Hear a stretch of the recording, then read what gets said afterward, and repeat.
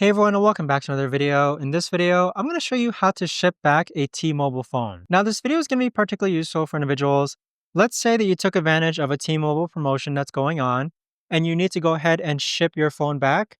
How do you actually go ahead about doing so? Now, this video is going to be short, sweet, and simple, guys. There's not going to be a lot of steps involved.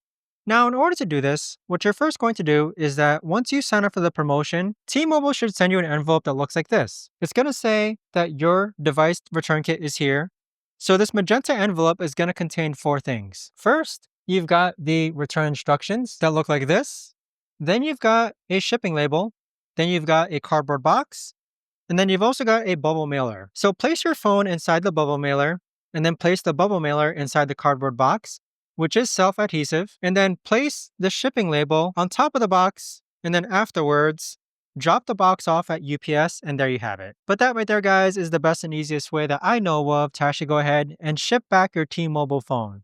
If you guys know of a better or easier way to actually do this, let me know in the comments down below. I would love to know. Thanks so much for watching, everyone, and I'll see you guys all in the next video.